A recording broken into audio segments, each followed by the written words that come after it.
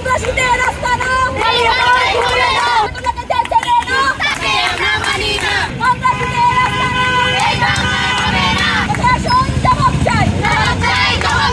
আমি ওয়াসা থেকে ব্যাক করছিলাম।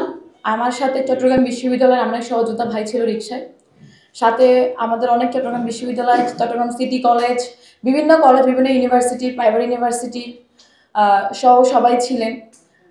তো হুট করে দেখি তানভীর শরীফ, ওমর ফারুক,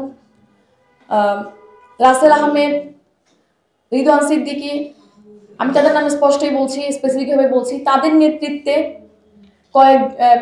কতগুলো টোকাই আমাদের দিকে তেড়ে আসে।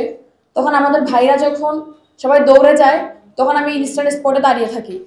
তখন আমি তানভীর শরীফকে জিজ্ঞেস করি যে আপনি টোকাইদের সাথে কি করেন, টোকাইদের সাথে আপনার সম্পর্ক কি, তারা আমাদের উপর হামলা করছে। তার নেতৃত্বেই মূলত সে আমার মুখোমুখি হয়।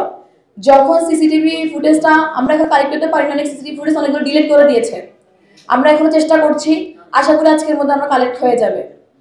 একটা ভিডিও আছে যখন তারা শোডাউন দিচ্ছিল, সেই শোডাউনে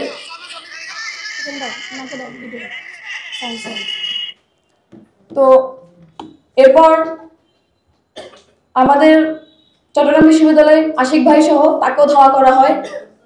সবাই যখন পালিয়েছে আমি ইনস্ট্যান্ট স্পটে দাঁড়িয়ে থেকে এমন তাকে যখন জিজ্ঞেস করি, আমার পাশে একটা সাদা প্রাইভেট কার ছিল, সে আমাকে বলে, সে জায়গায় অস্বীকার করে সে ওইখান থেকে সে ব্যাক করে।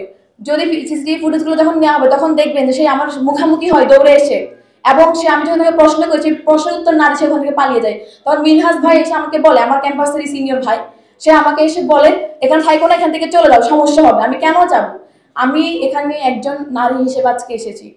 হ্যাঁ, আমি বৈষম্যবিদ ছাত্র আন্দোলনের একজন নারী সমন্বয়, আমার সেই পরিচয়ের আগে সব থেকে বড় পরিচয় আমি একজন নারী।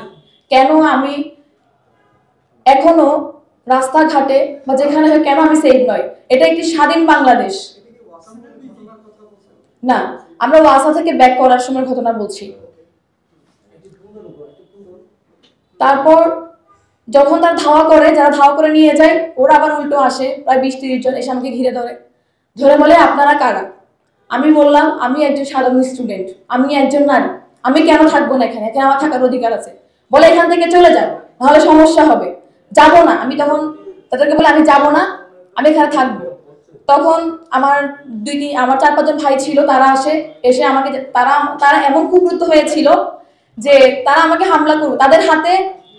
তাদের হাতে লাঠি সোটা ছিল, তাদের হাতের মধ্যে পিস ঢুকানো ছিল, তারা এইসব নিয়ে ওখানে দাঁড়িয়েছিল এবং আমাকে তা ধাক্কা দেয় এবং বলে যে তারা স্লোগান দেয় ডট গ্যাং এর ঠিকানা এখানে হবে না, এই ধরনের স্লোগান দিচ্ছিল।